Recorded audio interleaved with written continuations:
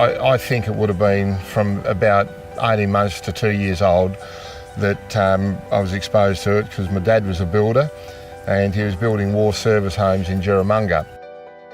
I had a bad cough during winter and Chris sent me to my doctor to go and get checked. So I went in and had an x-ray and found there was a shadow there. He sent me back for a CT scan the next day, and that came back confirming that there was mesothelioma, or suspected mesothelioma. Asbestos cancer is a big problem in Australia, and in fact it's predicted that within about 15 to 20 years, asbestos will have killed more Australians than the whole of the First World War. And many more are going to die because we haven't even hit the peak yet.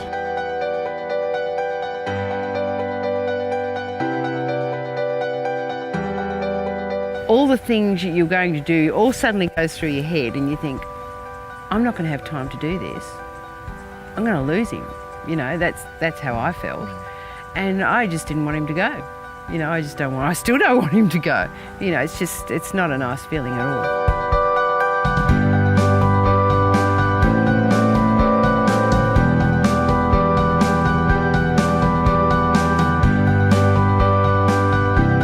Scientists at the moment feel that we might just be on the threshold of major discoveries that could lead to a cure, and I'll tell you why. Because the thing that causes cancer is mutations in your DNA, the genetic code. And with technology that's become available in the past few years, we could crack that code.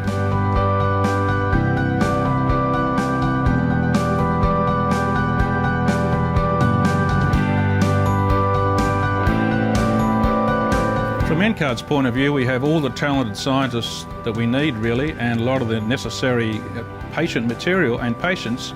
What's needed is funding for the technology to really crack this code, and then to turn that knowledge into vaccines and drugs that will block the effects of the mutations. Without money, we can't go to the next stage.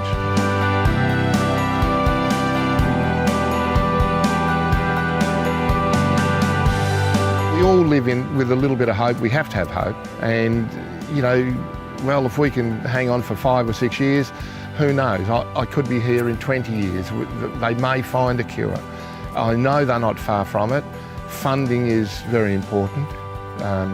Imperative. Yeah, and so that's our little ray of hope is just that there is a cure, not just for me but for everyone else. We really can crack the code of asbestos cancers. But to do this, we need help. We need the housing industry to give generously to the HIA Charitable Foundation, and that'll give workers like Rod Triplett their best chance of being cured.